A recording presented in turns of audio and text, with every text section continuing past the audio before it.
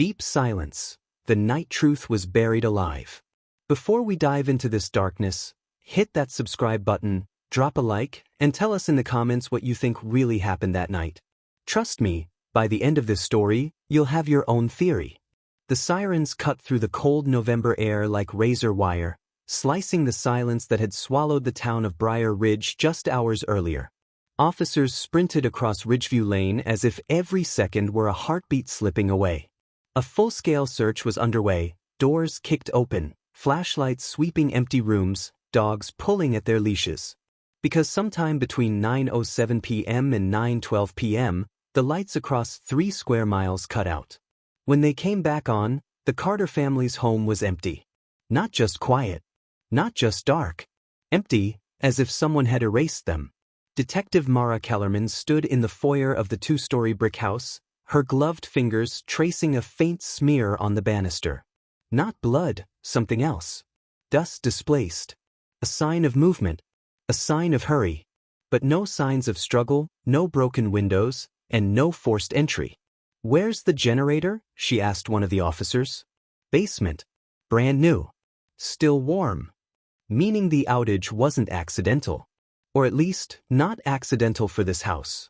The missing family consisted of Daniel Carter, an HVAC technician, his wife, Lila, a part-time night shift nurse, and their 2 kids, 14-year-old Avery and 9-year-old Jonah. A typical suburban family with nothing that stood out on paper. No debts. No lawsuits. No enemies. No criminal history. And yet the entire neighborhood was awake, lining the sidewalks, wrapped in blankets, staring with wide, frightened eyes at the chaos unfolding under the flashing blue lights. Eyewitnesses described hearing nothing unusual. No screams. No breaking glass. Just silence. The kind of silence that sits heavy, like it's hiding something. As the investigation began, a pattern emerged. The Carter family's security cameras were offline the moment the power cut, a perfect window of blindness. But when tech specialists pulled the footage from earlier that day, they found something unsettling: Daniel Carter pacing in the driveway, checking over his shoulder again and again. Talking on the phone. Agitated. Whispering to someone who, based on triangulated cell data later recovered, never should have been calling him at all. Then there was the neighbor's report, an older man who lived across the street. He claimed he saw a dark sedan parked near the Carter's mailbox around 8:45 p.m. No plates. Driver stayed inside. Engine running quietly. The man didn't think much of it at the time, but when the blackout hit, the sedan sped off, without headlights. By midnight, the FBI was looped in. The circumstances were too precise to ignore. A localized outage, a vanished family, tampered electronics, and no signs of force. Someone had planned this. Someone had used the darkness like a tool. But the biggest shock came when investigators pulled up Daniel Carter's employment records. He had taken an unexpected day off 3 days prior, something his supervisor said had never happened in 10 years. And his time card revealed he didn't clock in for his shift that morning either. Before dawn, Detective Kellerman made her way to Daniel's workshop behind the house, a detached shed lit by a string of dim bulbs and packed with tools, wiring, and spare parts. The lock was intact. The inside, undisturbed. Except for one thing. On his workbench lay a folded paper map of Briar Ridge. And circled in thick black marker was a single location, the old water treatment plant at the edge of town, abandoned for more than a decade. Kellerman's breath caught. But it wasn't the map that froze her. It was what was tucked beneath it, a small, dust-covered flash drive with one handwritten word: "Don't trust them." The moment the detective plugged it into her laptop, the first file opened on its own. A video. Shaky, dimly lit, and unmistakably shot inside the Carter home, just hours before the blackout. And in the last frame, Daniel looked straight into the camera. His voice was a whisper. "They're already inside. And if you're watching this, it's too late." The video ended with Daniel's trembling whisper, and for a long moment Detective Mara Kellerman didn't move. The room felt colder, as if the warning had seeped into the walls. She replayed the final frame again and again, Daniel's eyes darting off camera, the faint hum behind him, the heavy breathing that wasn't his. Someone else was in that room. someone he didn't dare name. By sunrise, the abandoned water treatment plant was surrounded. Tactical teams approached the rusted structure in calculated silence, their boots crunching against gravel as the wind carried the sound of loose metal slapping against forgotten pipes. The building had once been the heart of Briar Ridge's clean water program before budget issues shut it down 15 years earlier. Now it was a hollow, graffiti-stained skeleton. And yet someone had drawn Daniel back to it.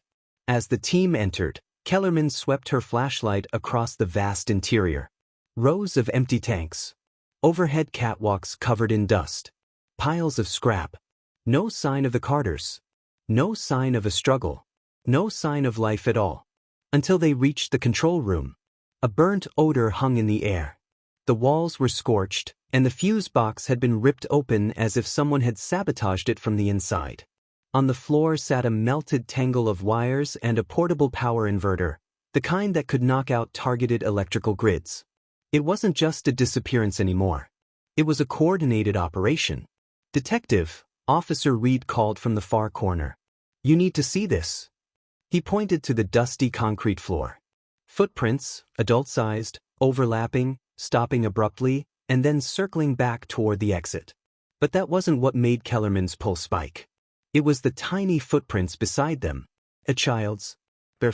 They trailed toward a metal hatch in the corner of the room, a storm drain entrance sealed with heavy bolts. The bolts had been removed from the inside. As they pried it open, a gust of damp, stale air rushed out. The narrow shaft led downward into a maze of maintenance tunnels. Kellerman's flashlight sliced through the darkness, revealing wet tracks on the floor. Message. Jonah or Avery had been down there. Alive. The team descended. The tunnels were a labyrinth, echoes distorted every sound, making it impossible to tell what was behind them, ahead of them, or above. The deeper they went, the more signs appeared. A scrap of fabric snagged on a pipe, fingerprints on a metal valve, and finally, a hand-drawn chalk arrow on the wall. A child's handwriting. But why lead anyone deeper? Why not toward escape? Unless the person guiding them wasn't running from danger, but trying to warn someone. A sudden metallic crash echoed through the tunnels. Every flashlight snapped toward the noise. Boots pounded down a side corridor, but when the team reached it, only a faint dust cloud remained, the kind kicked up by fast movement. Someone else was here. Kellerman felt the pressure building in her chest, the uncanny sense that they were following a trail left not by captives, but by someone trying desperately to stay ahead of a predator. As they moved deeper, the tunnels widened into a forgotten operations chamber. And there, in the center, stood an old steel table covered in scattered documents. Blueprints. Grid outage patterns. Utility schedules. And in the middle of it all, a photograph. Daniel Carter shaking hands with a man whose face had been slashed through with ink. Behind them stood a city official, smiling, inside the very same water treatment plant. Before Kellerman could study it further, Reed found a second photograph tucked underneath. This one showed the Carter family. But someone had drawn an X over Daniel's face and circled Lila's. "Detective," Reed whispered, "this wasn't a random abduction." No, the evidence pointed somewhere else entirely. Targeted surveillance. Grid manipulation. Inside access. Someone had been watching the Carters for months. Someone they trusted. But it was the final discovery that shattered the room's silence. Along the far wall, hidden behind a rusted maintenance panel, Kellerman found a narrow alcove. Inside was a single object. A pager. Still blinking. A coded message on the tiny screen repeated in intervals. "Plant secure. Move family to secondary location." But at the bottom of the pager, burned into the plastic, was a name, or rather, initials. BRPD. Briar Ridge Police Department. Kellerman's breath hitched. The abductor wasn't just inside the town. They were inside the investigation. And when her radio crackled to life, a distorted voice whispered through the static.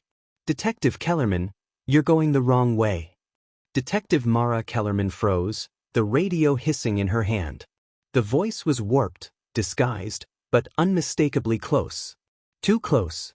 Every instinct sharpened. Someone was watching her. Someone who knew she was in the tunnels. Someone who'd been 2 steps ahead since the blackout began. She signaled her team to kill their lights. The chamber sank into a heavy, suffocating darkness, the kind that made every breath feel borrowed. But Kellerman knew the dark wasn't empty. It never had been, not in this case. A faint thud echoed from the corridor behind them. Then another. Deliberate footsteps, slow and steady, approaching with the confidence of someone who controlled the maze. The team switched their lights back on in unison. Nothing. Just dust drifting through the beams. "We're dealing with someone who knows these tunnels better than we do," Kellerman whispered.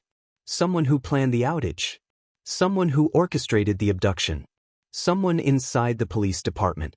They pushed deeper, guided by the faint footprints and chalk marks the Carter children had left. At every turn, Kellerman felt the weight of unseen eyes. And then, finally, the tunnel widened into a locked blast door, old, reinforced steel, the kind used only in emergencies. Fresh scrape marks lined the edges. Someone had forced their way inside. Using a hydraulic spreader, the tactical team pried the door open. As it groaned upward, a wave of warm air spilled out. Lights flickered inside a hidden bunker, a makeshift shelter equipped with cots, food supplies, oxygen tanks, and surveillance monitors displaying live feeds from across Briar Ridge. Including the Carter home. Including the police station. Including the tunnels they were standing in. And in the corner, huddled together, were Avery and Jonah Carter, frightened, crying, but alive. The children rushed into Kellerman's arms. "Please," Avery begged, "you have to find Mom. They took her because of Dad. They said Dad messed up." "Messed up how?" Kellerman asked softly. Jonah pointed to the monitors. One screen showed a blueprint of the water plant, specifically the old reservoirs. "Dad told us not to look," Avery said. "But I saw. He found something buried there. Something the town didn't want anyone to know." Before Kellerman could ask more, a sharp clatter echoed through the bunker. An access hatch in the ceiling slammed shut. Reed and 2 officers scrambled up the ladder, but by the time they reached the hatch, the intruder was gone, leaving only a dangling rope and a trail of dust. He'd been right above them. Listening. Kellerman shifted her attention back to the surveillance feeds. One screen flashed red, motion detected at the Carter home. A figure moved across the living room, calmly, confidently. A police jacket hung from his shoulder. The same man whose face had been scratched out in the photograph with Daniel. Chief Harold Branner. Respected, trusted, untouchable. Until now. "Why would the chief go after your family?" Kellerman asked. Avery swallowed hard. "Because Dad found proof the water plant wasn't shut down for budget reasons. It was something worse. He said people got sick. And the town blamed the wrong company." "And your father knew who was responsible," Kellerman murmured. "A cover-up. A buried scandal. A family caught in the crossfire. The blackout wasn't a crime of passion. It was a smokescreen. Branner wasn't abducting the Carters. He was isolating the only people who could expose him." Kellerman led the team out of the tunnels with the children. Backup surrounded the Carter home within minutes. The house was silent except for the faint buzz of electricity humming through the restored lines. Inside, the living room was empty. But the air felt warm. Recently disturbed. On the coffee table sat a single sheet of paper. Fresh ink. Handwritten. "Detective Kellerman, you found the children. But you're still missing the truth." On the back, a map. A hand-drawn circle around the old reservoir, a fenced-off structure half-swallowed by the forest. Kellerman drove there with lights off, officers fanned out behind her. The reservoir loomed like a rusted tomb under the moonlight, its ladders corroded, its hatch cracked open. And inside, lit by a single lantern, was Lila Carter, wrists bound but conscious, her eyes filled with exhausted relief. But she wasn't alone. Chief Branner stood behind her, holding nothing but a radio. "No guns," he said. "No threats. Just the truth." Kellerman stepped forward. "Then start talking." Branner laughed softly, not deranged, not frantic, but resigned. 15 years ago, toxins leaked into the water supply. Dozens fell ill. A few died. We were supposed to report it. But the city wanted it quiet. Needed it quiet. Daniel found the old records. He contacted me, thinking I'd help him. And instead, Kellerman said, you turned on him. He gave me a choice, Branner replied. Lose my career or silence him. I chose the path every good officer hates to admit is real. Where is Daniel now? Kellerman asked. Branner stepped aside. On the far side of the reservoir, Daniel sat slumped against the wall, alive, breathing, dazed. He met Kellerman's eyes with a quiet apology. I tried to protect them, he whispered. I didn't know who else to trust. Kellerman raised her radio. Officers swept the reservoir, securing Lila, Daniel, and Branner. The moment Branner was handcuffed, he whispered, You think it ends with me? Wait 3 months. Someone else will clean up what I couldn't. 3 months later, a jogger found a body in a nearby county, marked with a symbol identical to the one Daniel discovered in the plant. A sign that the real operation was still alive. And waiting. If you think the story was intense, you're not ready for the next one. Hit subscribe so you don't miss it.